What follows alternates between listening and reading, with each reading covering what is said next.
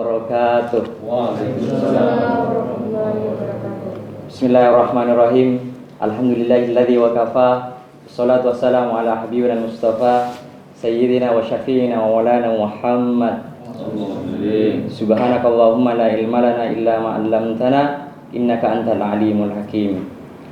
Hadratil kiram al-mukarram Kal Hajj Abuya Busyra Karim selaku narasumber sekaligus penulis buku Fikih Covid-19 yang pada kesempatan kali ini hadir di tengah-tengah kita semuanya. Para sobat perubahan, anak-anak muda Sumeneb yang masih ada di rantau ataupun yang ada di rumah, hari ini kita akan bedah buku mengenai Fikih Covid-19 yang dikarang langsung oleh Abuya Busyra Karim. Dan rasanya kalimat yang pantas kita ucapkan pada kesempatan kali ini seperti ungkapan Nabi Sulaiman alaihissalam, hadza min fadli rabbi liyabluwani aashkur am akfur. Semua yang kita rasakan, semua yang kita dengarkan dan kita saksikan pada hari ini ataupun hari-hari sebelumnya semata-mata hanya bentuk karunia dari Allah Subhanahu wa taala. Untuk para sobat perubahan, kita akan berjumpa selama 60 menit ke depan. Mungkin ada pertanyaan, silakan teman-teman boleh bertanya kepada penulis langsung, kepada Abuya Busyra Karim di kolom komentar.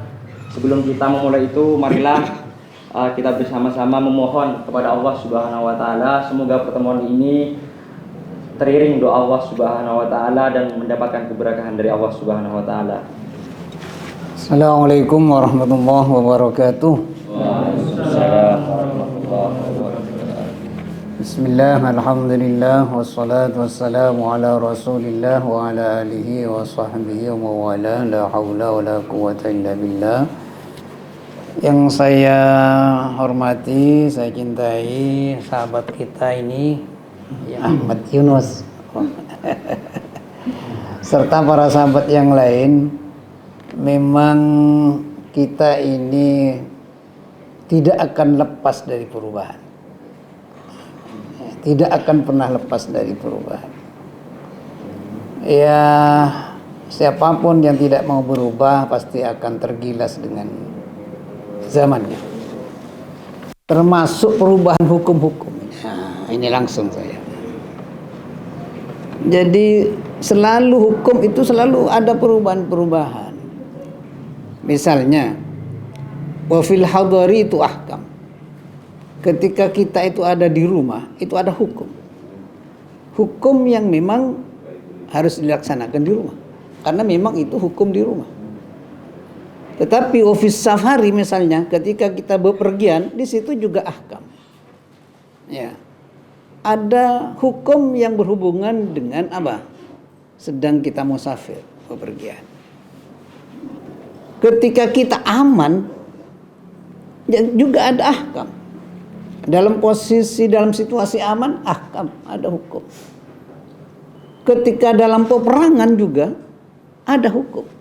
Kita sholatnya malah nggak sama ketika dalam peperangan dibandingkan kita sehari-hari di sini.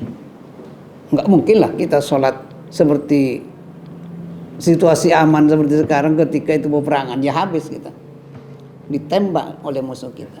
Maka ada yang disebut sholatul khauf. Termasuk ketika ada nawazil, ketika ada musibah, ada virus, ada apa, itu ada hukumnya. Jadi selalu ada perubahan-perubahan. Ada hukumnya juga. Ini yang kadang-kadang adalah sebagian yang tidak mau mengikuti hukum ketika ada virus, ketika ada ta'un, ketika ada wabah.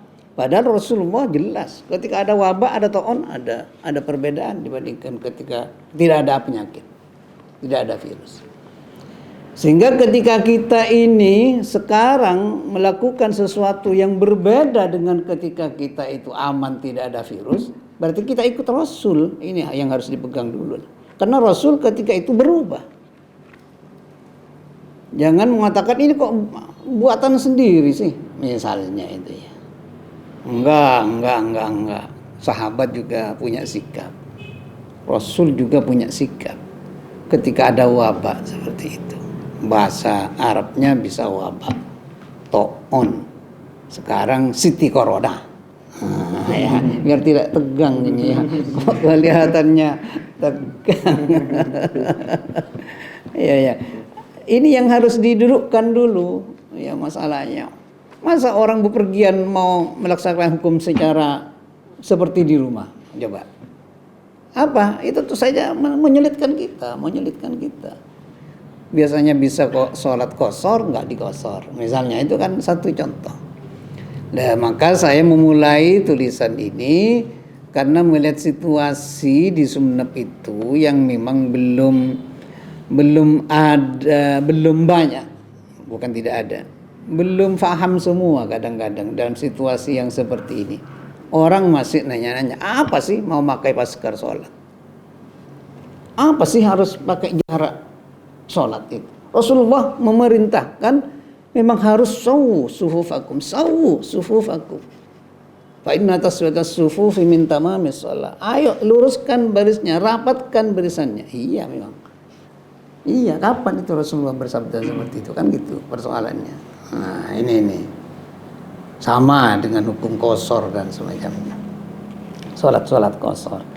Maka ini yang biar saya mengajak saja kepada banyak pihak di Sumeneb yang berhubungan dengan masalah fikih ini kan memang kadang-kadang ada yang jumut ya, ada yang tidak mau berkembang. Yang dulu-dulu masih mau dilaksanakan sekarang padahal situasinya berbeda. Walaupun tidak semua bisa berubah. Tetapi dalam hal teknis itu bisa menyesuaikan. Substansinya tetap. Satu contoh misalnya, apa ini saya langsung ya? Oh, ya. Ya. Misalnya yang sering orang bingung sekarang, kenapa sih nggak enak sholat itu dengan tabaut ada jarak itu nggak enak itu. Katanya kiai itu ada setan di tengah-tengah itu. Iya memang benar itu, nggak salah itu. Jadi memang diperintah untuk rapat memang. Tetapi yang ingin saya sampaikan, misalnya sholat Jumat. Jumat itu wajib, tidak bisa ditawar-tawar. Bagi orang Islam yang merdeka, laki-laki, kan gitu ya. Dan tidak ada udzur, bila udhrin, tanpa udzur. Jumat itu wajib kepada orang Islam, laki-laki, ya. Dan tentu saja tidak ada udzur, bila udhrin. Merdeka dan tidak ada udzur. Jumatnya oke, pasti sudah wajib. Persoalan as-shaf saya nanya, wajib apa sunat ini meluruskan barisan? Sunat apa wajib? Sunnah. Yang wajib Jumatnya. Luruskan barisannya, sunat apa wajib? Sunnah, bukan wajib. Nggak ada kewajiban kita meluruskan, tetapi perintah untuk meluruskan ada. Dan itu hukumnya sunnah. Sudah, Jumatnya sunnah. Softnya diluruskan dan rapat itu sunnah. Saya nanya yang ketiga, menjaga jiwa agar orang tidak mati, agar orang tidak sakit, sunnah apa wajib? Nah, ini berarti soft itu sunnah, menjaga jiwa itu wajib. Mana yang mau diambil? Pasti yang wajib dong. Kalau kira-kira virus di mana-mana, masa kita harus, orang sudah, dokter mengatakan ini sudah ngodur. Kalau merah itu kan istilah kita ya, zona merah, zona hijau itu. Kalau hukum itu tidak ada zona merah, tidak ada zona hijau. Yang ada udzur. Ya kita harus melaksanakan, bukan sunnah lagi. Wajib kita melaksanakan ketika virus itu nyebar di mana-mana untuk kita jaga jarak. Bukan sunnah. Awas. Hukum itu bisa berubah. Ya, hukum pada satu saat bisa berubah. Yang makruh itu bahkan kadang-kadang wajib untuk dilaksanakan. Padahal hukumnya makruh awalnya. Apa misalnya? Ya seperti itu. Kalau dalam situasi aman, soft tidak rapat itu makruh. Kalau tidak rapat itu makruh. diluruskan, dirapatkan itu sunnah.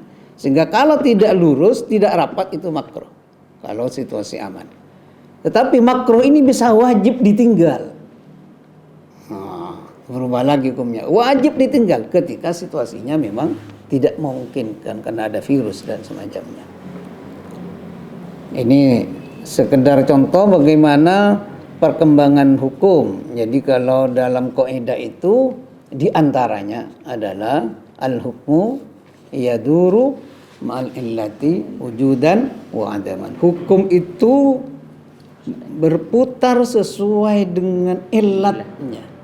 Alasannya itu apa? Kalau ada alasannya atau tidak ada alasannya, berarti ini yang menjadi pegangan.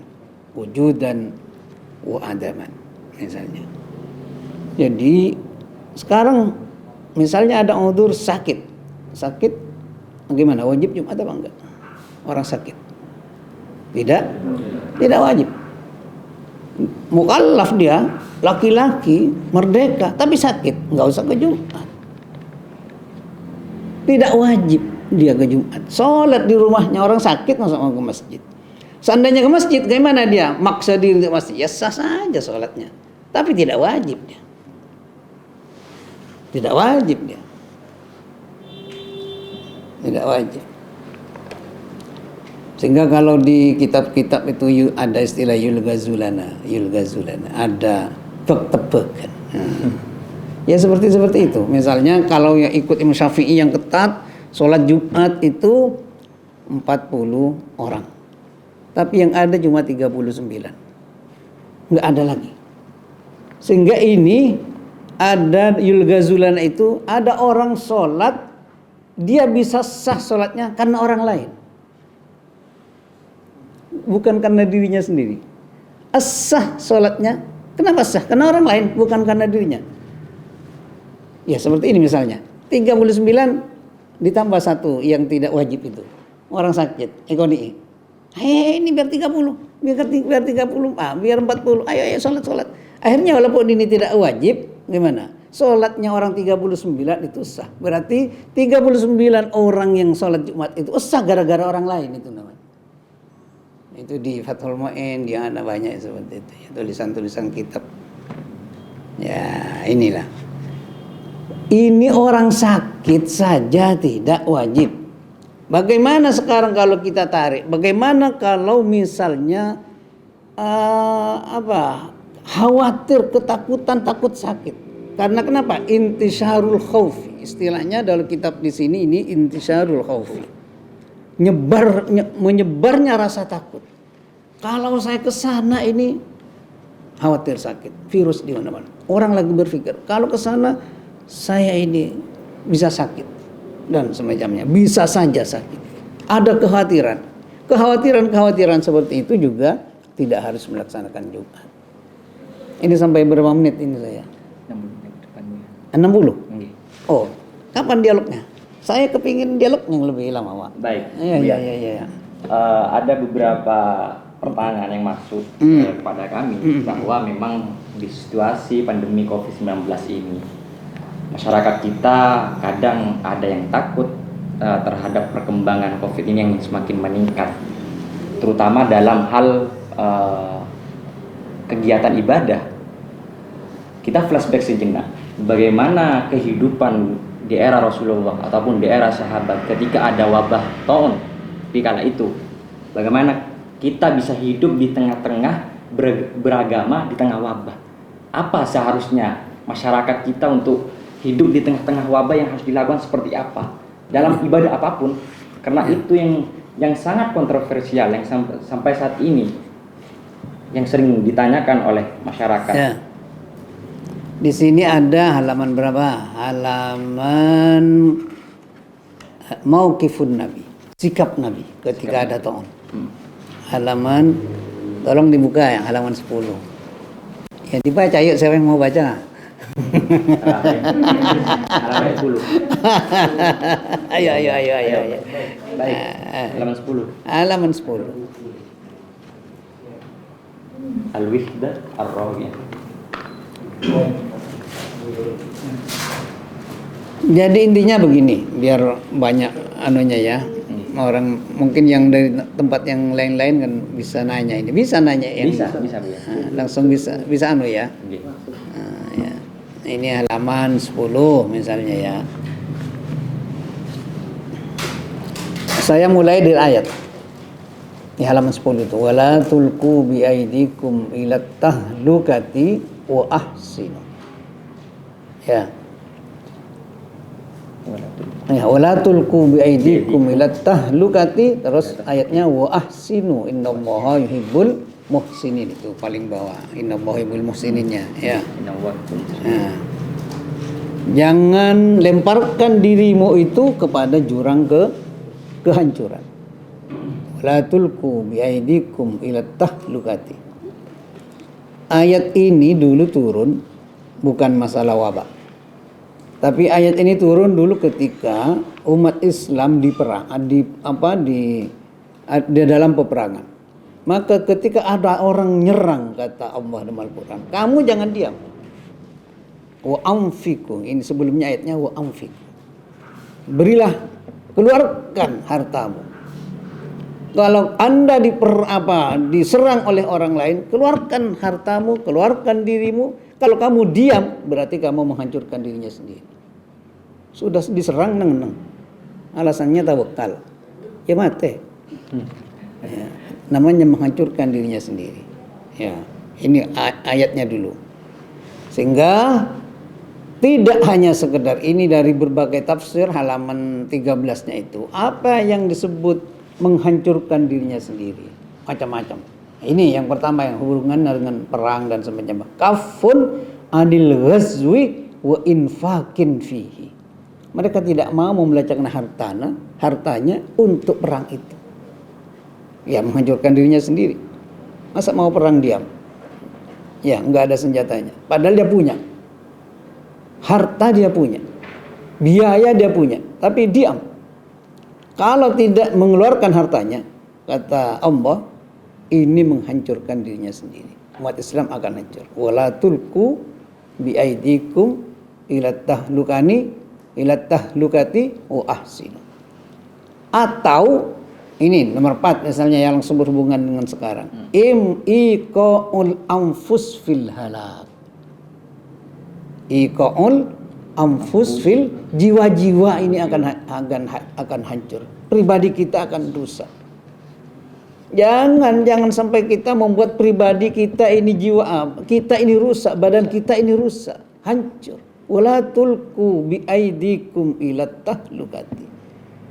Nah, ini diantaranya ayatnya, dimulai dari ayat. Bahwasanya kita wajib menjaga jiwa. Jangan sampai kita ini mati, ya pati, bukan mati bukan mati kalau dalam peperangan itu mati apa namanya? Syahid. Bukan mati syahid, mati sengit.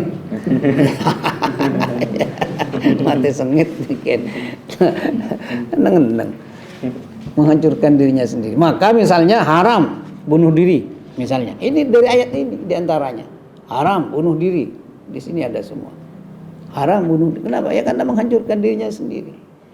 Sehingga saya tarik dengan yang 4, 5 ini dari berbagai tafsir, semua tak tarik dari dulu. Tapi kan sudah ada referensinya, sudah semuanya, tinggal baca. Buku ilmiah itu pasti harus ada menunjukkan referensi. Saya ngerti kataku pendapat TV, termaventer. Tidak tengku di buku lain. Yang jujur saja nulis itu, ya harus jujur. Maka saya cuma menyimpulkan wala tulqu bailikum ila tahlukati, ini yang keempat. Yang kelima, kullu syai'in tasiru akibatu ilal halak, itu namanya tahlukah, menghancurkan dirinya sendiri. Maka dari situ Rasulullah itu pada satu saat ada orang rombongan dari Bani Saqif mau menghadap Rasulullah, ya. Mau menghadap ke Rasulullah untuk apa? Untuk berbaiat. Coba itu, untuk berbaiat. Rombongan itu mau masuk Islam dan mau berbaiat, janji setia untuk memperjuangkan Islam di Saqif, di keluarga Bani Saqif. Tetapi ketika di tengah jalan itu dia berangkat, Rasulullah itu ada orang ngabarin bahwasanya di antara golongan itu ada yang majdzum, ada yang sakit apa majdzum, kolera ya, apa kolera, kutu ya, kalau kolera. Jadi ketika Rasulullah itu tahu bahwasanya ada yang datang rombongannya itu ada orang yang membawa penyakit yang menular, Rasulullah malah ngutus orang. Sudah, nggak usah ke sini. Saya sudah nerima baiatnya. Silahkan pulang. Coba itu. Kenapa? Ya itulah menghindari. Coba Rasulullah saja menghindari penyakit-penyakit yang seperti itu. Saya terima baiatnya, nggak perlu ke sini. Ini sikap Rasul bagaimana menjauhi penyakit yang menular. Ketika saya dan kita semua menjauhi penyakit yang menular, itu ikut Rasul, bukan maunya sendiri, bukan maunya kita. Sehingga benar-benar memang harus, ya nggak ada lah kita ingin selalu mengikuti Rasul. Ya ketika aman ya ikut Rasul, ketika ada musibah ikut Rasul, ketika peperangan ayo ikut Rasul, ketika bepergian musafir ayo ikut Rasul. Ada semua itu di rumah ikut Rasul. Sehingga benar-benar kita ini jelas jalur berpikirnya itu jelas. Ya, sehingga kita tidak mau berpikir hanya tanpa hadis dan tanpa ulama dalam hal menafsirkan Al-Qur'an itu. Angapora cak terjemahan depak malolo. Misalnya itu ya. Tapi tidak tahu jalur hadisnya, laci terjemahan naik bocah lah yang terangaki ka berak katanya. Tanya orang kangen itu ka berak katanya. Ada yang dari kangen ini ya. Ya ngerti pastilah. Saya sering kangen. Itu sikap Rasul misalnya ya. Terus sikap sahabat bagaimana ketika ada pandemi seperti ini ya. Bahkan kalau dulu itu kalau dulu Pak tidak sampai kemana-mana, terlokalisir kalau to'on dulu. Terlokalisir. Hingga Rasul itu pernah bersabda, yang di dalam kampung itu jangan keluar kalau sudah ada to'on. Tapi yang di luar jangan masuk. Itu hadis sahih. Jangan, yang di kampung silahkan tetap di kampung. Jaga kesehatannya seandainya bahasa sekarang. Percayalah kepada takdir Allah. Hadis. Tapi yang di luar itu gimana? Jangan masuk. Sehingga ketika Sayyidina Umar halaman berapa itu misalnya, ya harus lompat-lompat ini. Kita seperti orang ngaji, ayo ke rumah saja. Ayo ke rumah saja. Nah, ini halaman 13 di bawah. Wa fi hadisin akhir. Haddatsana Abdullah bin Yusuf, akhbarana Malik bin Syihab, an Abdul Hamid bin Abdurrahman bin Zaid bin Khattab, an Abdullah terus ke bawah ya, biar cepat. Anna Umar bin Al-Khattab radhiyallahu anhu kharaja ila Syam. Pada satu saat Sayyidina Umar itu pergi ke daerah Syam, mau ke daerah Syam. Sudah pergi hatta idza kana bisarga, ketika sampai di tempat yang namanya Sarga. Ini namanya tempat. Laqiyahu Umaraul Ajnad, Abu Ubaidah bin Jarrah wa ashabu. Jadi Sayyidina Umar ketemu dengan Abu Jarrah dan sama jemaah yang lain-lainnya itu ya. Fa akhbarahu, dan Abu Jarrah itu memberikan berita kepada Sayyidina Umar. Annal waba'a qad waqa'a bi ardis Syam. Sekarang di Syam, Sayyidina Umar sampean mau ke sana? Iya, sekarang di Syam itu ada wabah, ada ta'un, ada virus di sana. Katanya Abu Jarrah dan semacamnya dan teman-temannya itu. Di sana sampean mau ke Syam, Khalifah? Iya, saya mau ke Syam. Oh, di sana ada ini. Nah, ketika Sayyidina Umar tahu bahwasanya ada virus, ada ta'un, ada wabak di sana, qala Ibnu Abbasin yang hadisnya bersama. Qala Umar, langsung Umar bicara. Ud'uli al-muhajirin al-awwalin. Panggillah orang-orang muhajir yang sudah sepuh. Artinya awalin yang paling apa? Paling awal. Paling dulu, yang muhajir itu, yang pindah-pindah awal itu.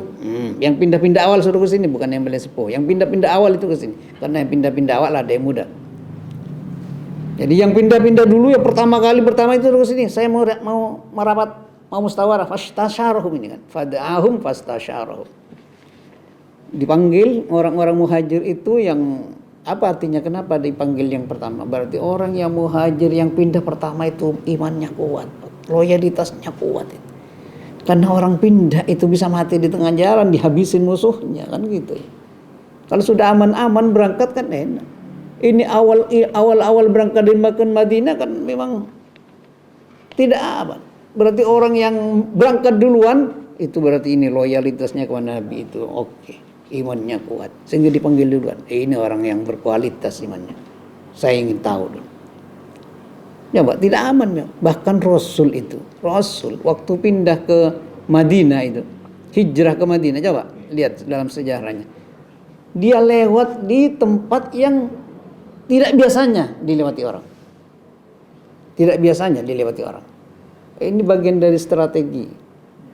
Sebab kalau biasa yang dilewati orang, bisa saja Rasulullah pada saat itu ya pastilah bantuan Tuhan insya Allah datang. Tapi secara ini logikanya ini berbahaya. Tapi Rasulullah itu malah lewat di tempat yang sembunyi-sembunyi dan tidak pernah dilewati oleh orang lain. Saya ingin tanya, ketika Rasulullah itu lewat di tempat atau di jalan yang bukan biasanya, Rasulullah ini takut kemana? Takut kira-kira kepada Tuhan atau ke musuh? Apa Rasulullah ini lebih takut ke musuh dibandingkan ke Tuhan, ke Allah? Allah. Pasti. Enggak, sekarang mungkin ada orang bilang, jangan takut virus, takutlah saja kepada Allah. Itu maksud saya. Ya. Coba.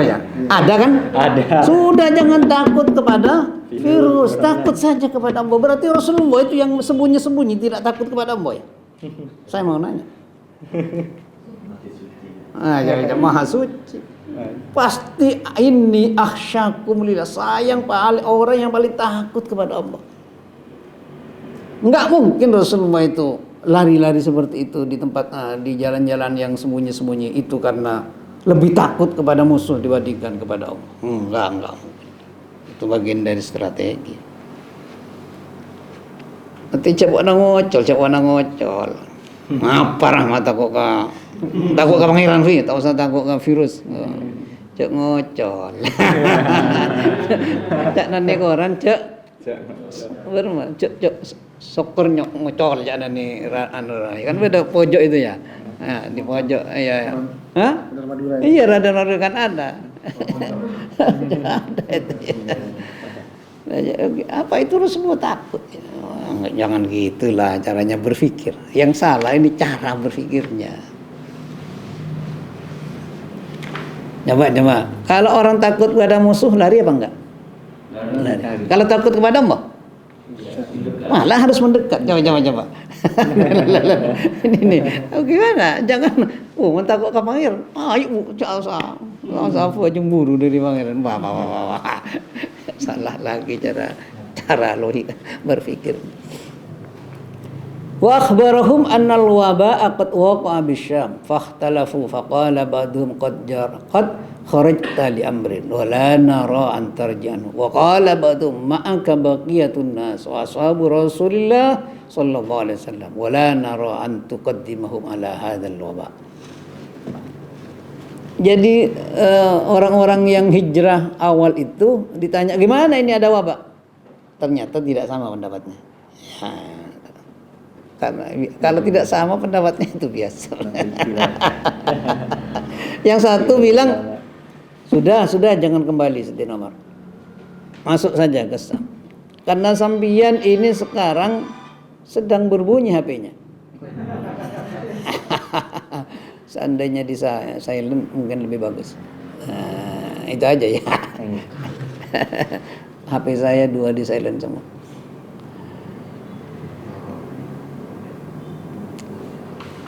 Jadi saya tidak pernah melihat sampean harus balik lagi. Sampean harus terus. Karena sampean punya tujuan ke sana.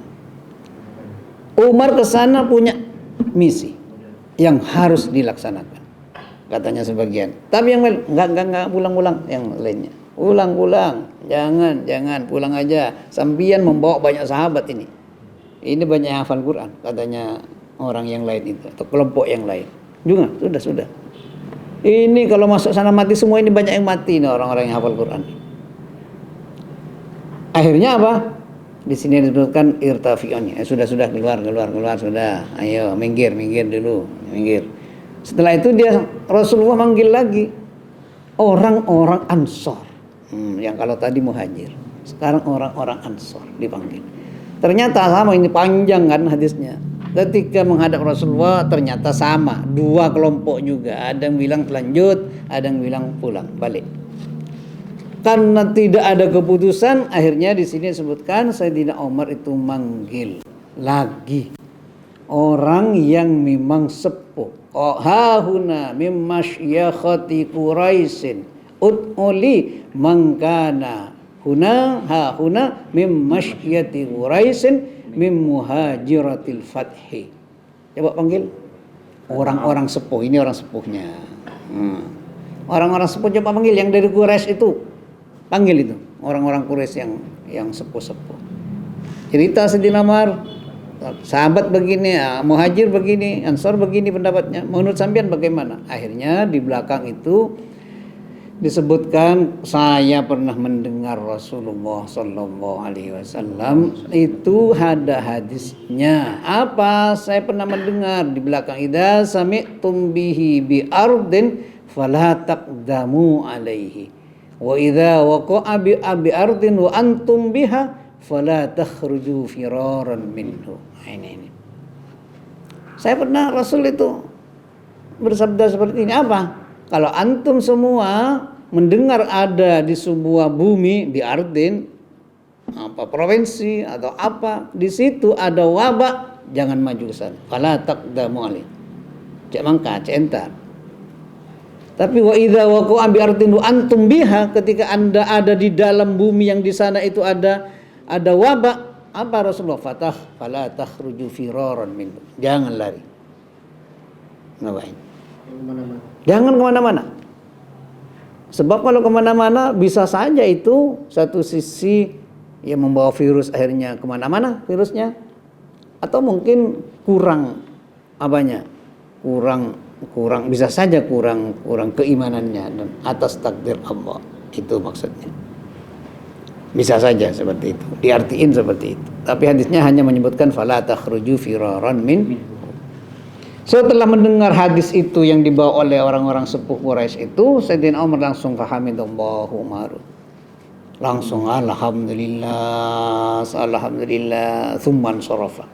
Langsung Sayyidina Umar pagi-pagi langsung di kudanya itu langsung ayo pulang. Ini seterusnya hadisnya. Ayo pulang. Ayo pulang, balik semua. Saya mau nanya, Sayyidina Umar balik kampung itu tidak ke Syam maksudnya. Apa kira-kira lebih takut ke virus dibandingkan takut kepada Allah? Kan sama dengan yang tadi. Ini bukan karena karena Tuhan itu pasti memberikan sesuatu. Ditanya ketika Umar mengumumkan itu tuh. Ini. Coba. Ini harus ditulis, dikasih tanda. Ketika ditanya oleh sahabat, ayo pulang, ayo balik. Ada sahabat langsung matur ke Sayyidina Umar, ngomong ke Sayyidina Umar, apa? Umar, kenapa sampean harus balik? Kan orang tidak akan pernah lepas dari takdirnya Allah, kata orang tadi. Itu Sayyidina Umar. Karena Sayyidina Umar itu biasa, walaupun dia raja, keras tapi sering bermusyawarah. Keras kan tidak tegas kan Sayyidina Umar itu. Apa Sayyidina Umar? Jawabannya Sayyidina Umar, ya, engkau ria buru dari qadar Allah, entar ke takdir Allah. Jawab. Ini jawabannya Sayyidina Umar. Ya. Apa? Engkau buru dari takdir Allah, tapi engkau entar ke takdir Allah. Luar biasa ini kita ini. Ya, lacu ini pok nasa nyaman. Kurang apa Sayyidina Umar?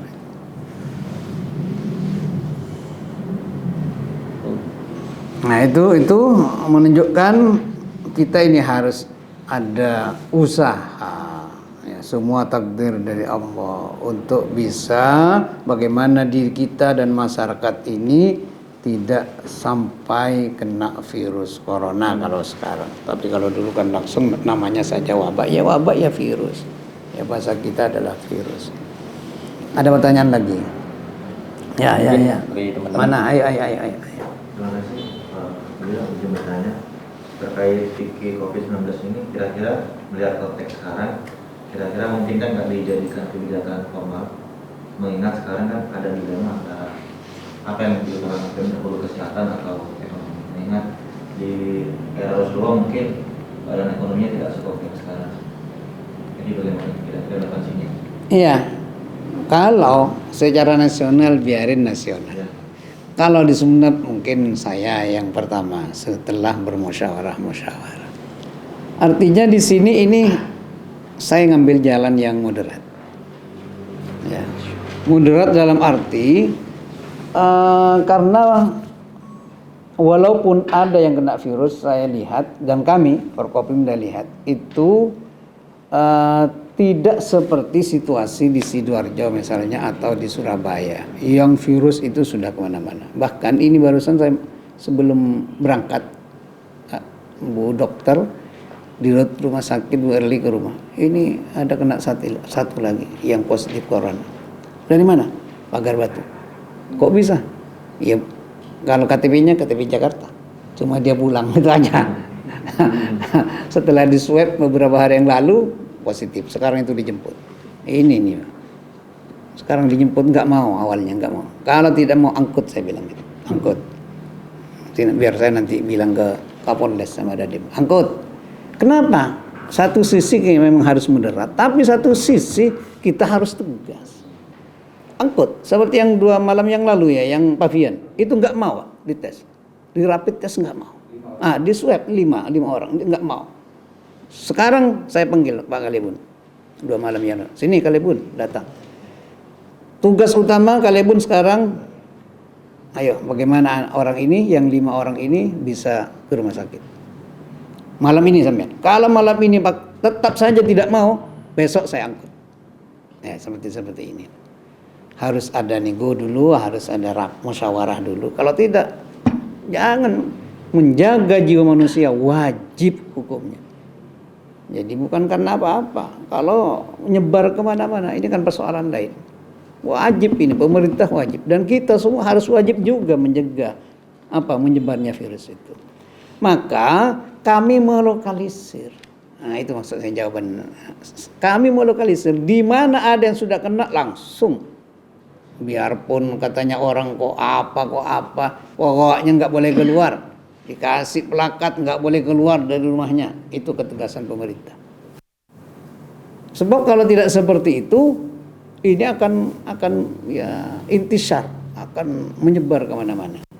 Sehingga kami lokalisir persoalan yang tidak ada virus. Ini bagian dari kami mencoba ekonomi tetap jalan, itu maksud kami. Ekonominya tetap jalan. Sehingga ke pasar kemarin di sebelah baratnya masjid, karena di sana itu ada yang kena. Saya masuk semua, kemas-emas dan semacamnya. Ya, ada yang nyemprot, ada apa, masuk kita. Tapi yang kena langsung rumahnya. Walaupun komentar macam-macam, biarin. Nggak akan sama pasti komentarnya. 2 orang saja pasti nggak sama. Apalagi banyak ya. Yang penting kami menyelamatkan jiwa, itu aja intinya. Substansinya menyelamatkan jiwa. Ini anunya. Kita ingin melokalisir masalah, tetapi yang tidak, misalnya, karena semua yang 6 ini sekarang itu virus tidak muncul di Sumeneb awalnya, dari Surabaya semua itu. Coba yang 4 itu ikut pelatihan tenaga kesehatan haji, 15 hari di Surabaya, pulang bawa virus. Surabaya lagi. Coba. Yang sekarang ini Jakarta. Coba. Yang sebelumnya juga Surabaya. Bang Jatim misalnya itu ya. BRI. Kan itu kerja BRI di Surabaya. Nah, ini. Berarti memang untuk sementara ya penyebarannya di Surabaya ini. Tapi kena kemana-mana. Karena orang masih belum tunduk untuk tidak ke tempat kata Rasulullah. Kalau di luar jangan masuk. Seharusnya kan ini dipegang. Perintah Rasul. Kalau di luar jangan masuk. Ya kalau di dalam jangan pulang kampung. Seandainya bahasa sekarang. Sudah tahu di Jakarta banyak seperti itu, pulang. Ya benar, sampai di sini masuk rumah sakit. Jadi kita ingin semua bergerak, baik dari sisi kesehatannya, ekonomi. Alhamdulillah sampai sekarang ini pulau nggak ada yang kena. Walaupun Raas saja lebih 10.000 yang pulang kampung. Sehingga beberapa minggu yang lalu kita ke Raas. Saya berangkat jam berapa ya? Jam 2, jam 3, setengah 3 subuh saya berangkat ke Raas. Sahur di laut. Orang serba takut, sudahlah. Bismillah. Perkara aja nonjen ya biasa, aja tas ngacedul, tuat, ya biasa. Tapi kita berangkat. Jam 2 pulang. Jam 2 siang pulang, jam 2 sore pulang. Untuk apa? Ya melihat itu sambil lalu tentu saja karena ada Bu Gubernur datang ke sana. Kita lihat saja itu gimana masyarakat. Laporannya sampai di sana langsung jam 8 pagi saya baru nyampe. Hampir jam 8. Langsung ke Lebun apa itu. Ini begini. Ini 10.000. Gimana kalau 10.000? Ini KTP-nya KTP Bali. Bisa dapat bantuan? Macam-macam pertanyaannya. Ya kalau hari itu tidak mungkin dapat bantuan. Karena itu dari provinsi dan datanya sudah masuk. Tapi kalau APBD nanti bisa saya usahakan. Nah, itu satu contoh. Jadi kita ingin dampak ekonomi itu juga dampak konflik yang berhubungan dengan sosial ekonomi itu memang harus dipikirkan. Maka sekarang ini kalau apapun kan bantuan ini banyak dari pusat ada, dari provinsi ada, gampangnya itu. Yang tidak tercover di pusat dan provinsi kami. Itu aja gampangnya. Datanya, ayo kami kasih data. Misalnya beberapa hari lalu para supir yang sudah tidak kerja sekarang, misalnya karena sudah nggak bisa ke Surabaya, nggak bisa datang ke rumah. Ini datanya 50 orang, oke, masuk. Tapi di cross check dulu dengan data yang ada, baik itu di sosial, karena kadang-kadang bisa saja ini sudah menerima yang dari pusat, menerima atau yang dari provinsi. Kita cek kebenaran datanya. Tapi prinsipnya silakan. Kalau memang ada yang belum tercover, kami kasih data. Ya. Baik, mungkin ada. Enggak ada airnya ini ya. Baik, Bu ya, dari audiens di sini dari Aku di Indonesia Inspiration, audiens yang bernama Wais_Handala bertanya bagaimana dengan keramaian masyarakat di berbagai tempat di Kota Sumeneb, padahal Pemkab sendiri mengencangkan physical distancing. Setiap malamnya kami melihat keramaian. Dan apakah perhatian pemerintah terhadap tenaga medis di tengah pandemi COVID seperti ini? Sementara tenaga medis di daerah di Kabupaten Sumeneb kebanyakan masih banyak sukarelawan. Ya kalau insentif ada, sudah. Itu yang kedua jawabannya, sudah. Dari APBD sudah ada. Untuk para tenaga medis sudah ada, ya sudah. Dan insya Allah sudah ada yang cair sebelum besok. Nah, besok hari raya ya. Tapi sudah, insya Allah sudah cair. Karena beberapa hari yang lalu saya sudah ACC untuk dicairkan, entah teknisnya. Tapi biasanya saya bilang pokoknya sebelum hari raya. Ini memang yang serba sulit. Jadi kemarin saya itu turun ke pasar dan semacamnya, Masya Allah itu ya. Ayo jaga jarak gimana? Orang ngomong, selak nih kabupaten. Masuk ke tempat apa daging itu, selak masuk ke tempat daging itu Pak saya. Itu pun Pak masih nyentir pas foto. Arya jaga jarak mau nyantur kamu mati ya foto. Duh, lang berma. Bau na tinggal lara. Tapi itulah realita. Kita yang kami terus Satpol PP semuanya turun. Jaga itu, perhatikan. Di pasar coba bunyinya speakernya kan selalu jaga jarak, jangan pakai masker. Saya jaga toko, mata engkau masker. Ulang aja itu. Ikahlah ibu Budi. Simpan masker. Mana yang kui? Malarat bilanya boy. Malarat bilanya. Mari minta amolen. Ya angkui helu bilang itu baru dipakai, kasih lagi. Tak bisa, angkui helu, angkui. Nakal saja kutukur. Ini nakal. Tapi bodoh saya roke. Artinya waktu saya ke sana memang sudah pakai semua. Bahkan sudah di luar itu sudah digaris kalau tidak pakai masker tidak boleh masuk pembeli atau pedagang di luar itu di pasaran. Sudah itu. Di luar itu ada yang jualan masker. Kalau dia datang tidak itu beli dulu, jangan masuk. Cobain. Ini usaha kita. Insya Allah kalau besok ini pasti nggak ramai, Pak. Baik Bu ya. Iya. Karena waktu kita semakin Aduh, iya. Ada pertanyaan terakhir yang sangat menarik ini Bu. Ya, lanjut. Apa? Sering terjadinya penolakan jenazah yang akan dimakamkan. Nah, dalam buku ini juga dijelaskan bagaimana tata cara memandikan mayit yang terkena wabah. Nah, apakah yang dilakukan tim kesehatan ataupun tim jenazah yang akan memakamkan, apakah itu ada SK-nya?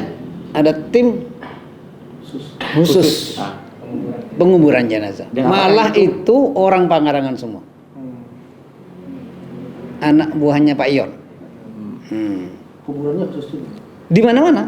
Oh enggak, karena itu kadang-kadang yang keluarganya minta pastilah. Keluarganya minta. Tapi yang mengupak seperti di Munce itu ya. Terus di mana lagi? Lembung Timur atau mana? Pokoknya Lenteng ini 3. Tapi semuanya dari luar. Artinya yang Jakarta itu matinya di Ngawi.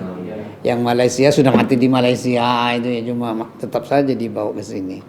Ada lagi yang mati, tapi itu semua kita perlakukan seperti sudah positif corona. Karena kami tidak ingin berspekulasi tentang nyawa orang. Itu aja.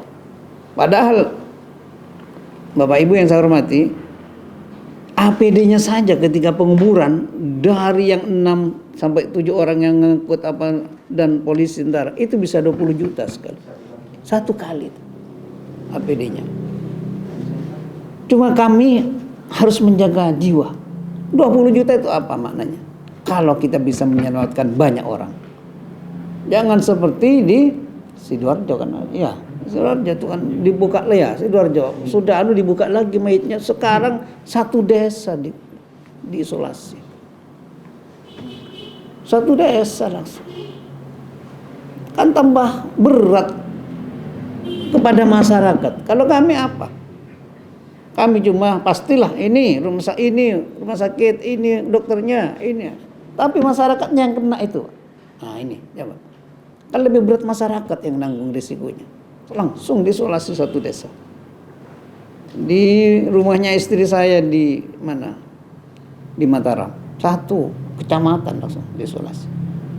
Karena klaster yang dulu ada di Makassar sholat iya di gua itu Pak. Itu banyak yang datang tabligh, jemaah tabligh itu. Banyak yang datang di situ dari sana. Ada kiainya sudah nggak boleh acara halal bihalal, masih membuat halal bihalal. Kena semua di situ. Bahkan yang mijet kiainya mati langsung. Setelah beberapa hari kiainya sudah kena itu dipijet. Nggak enak katanya. Nggak enak badan. Coba. Sampai sekarang 1 kecamatan itu diisolasi. Ini kan berat bagi masyarakat. Kalau kami kan punya ada keamanan untuk menjaga. Tapi yang namanya orang sakit kan ini tidak bisa apa ya, ini bukan ditukar dengan uang, apalah ini sakit, nggak bisa keluar, tidak bisa kemana-mana. Ini yang harus dijaga oleh pemerintah agar tidak sampai menyebar. Akhirnya yang namanya penguburan-penguburan yang termasuk di sini ya, yang Pangarangan itu semua kita perlakukan seperti positif corona dalam rangka menjaga semua. Itu yang Pangarangan, yang dikubur di sini itu pagi baru kita rapid test, maghrib sudah mati. Dan memang positif hasilnya, rapid testnya itu positif. Maunya mau di swab, bahwa swab ke ada. Terswab ke ada ya. Ya, ayo. Dari pada saat kita masuk ke masyarakat, terutama orang yang tua-tua Bu, yang sudah terdaftar haji tahun ini, khawatir tidak bisa berangkat haji, dan mereka mengkhawatirkan umurnya tak cukup untuk tahun depan. Kacina apa hukumnya dalam Islam? Bahalannya apa? Iya, kalau kalau orang sudah berniat, kadang-kadang niat itu lebih bagus dari khairun min amali. Ada hadis an-niyatu khairun min amali. Yang pertama hadis ada niat begini, innamal a'malu binniyat. Sudah. Segala apapun amal perbuatan kita tergantung niatnya. Lantas selanjutnya hadis itu berbunyi wa innama likulli imrin ma nawa dan semacamnya. Di bawahnya itu ada memang lagi an-niyatu khairun min amalihi. Niat itu lebih bagus dari amalnya. Ya, niat-niat seperti ini. Artinya dia sudah mau haji, misalnya, mohon maaf, meninggal. Sudah selesai. Artinya di mata Allah dia tidak punya hutang. Persoalan nanti anaknya mau menghajikan itu persoalan lain. Niat orang. Kan memang dari sejak sahabat dulu kan banyak seperti itu. Nanya kepada Rasulullah, Rasul, ibu saya mati tapi tidak melaksanakan haji. Bolehkah saya melaksanakan haji ibu? Iya boleh kalau kamu sudah haji. Hadis. Kalau tidak haji jangan. Atau kalau sekarang dibadalkan istilahnya. Di Mekah kan ada yang sering menghajikan orang lain. Di sana dari Madura sebenarnya. Kok ada di mana-mana orang Madura itu, Pak. Dari mana-mana jasa itu. Sampai mau nyium Hajar Aswad. 200 dinar. Bila tanya dari mana? Ada. Madura, Pak. Artinya etos kerjanya oke lah ya.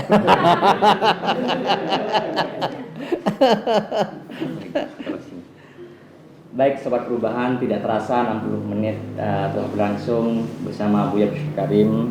Kita membedah buku Fikih Covid-19 sebagian.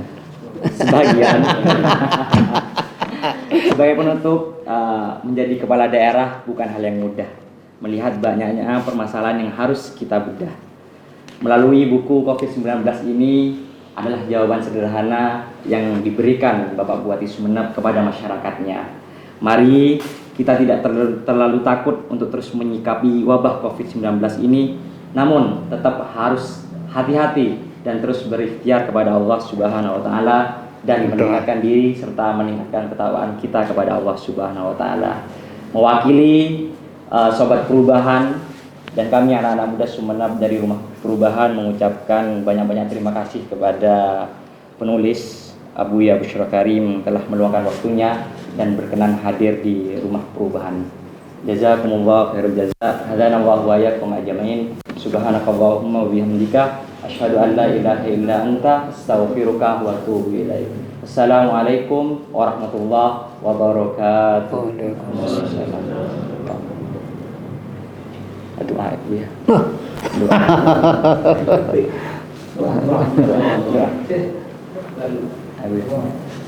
Bismillahirrahmanirrahim. Allahumma shalli wa sallim ala sayyidina Muhammadin salatan tuballighuna biha maqasidana wa matalibana wa takfina bi barakatiha min kulli syarrin wa aduwwin wa hasidin wa ala alihi wa sahbihi ajmain. Allahumma ij'alna syakura wa ij'alna sabura wa ij'alna sabira Allahumma ij'al khaira umrina akhirah wa khaira amalina khawatimah وخير أيامنا يوم نلقاك فيه إنك على كل شيء قدير. اللهم ارزقنا حسن الإسلام في شهر رمضان وارزقنا الاستقامة بعد رمضان وارزقنا الاستقامة بعد رمضان وارزقنا الاستقامة بعد رمضان. ربنا هب لنا من أزواجنا وذرياتنا قرة أعين واجعلنا للمتقين إماما. وصلى الله وسلم عليه وعلى آله وصحبه. ربنا تقبل دعانا. الفاتحة.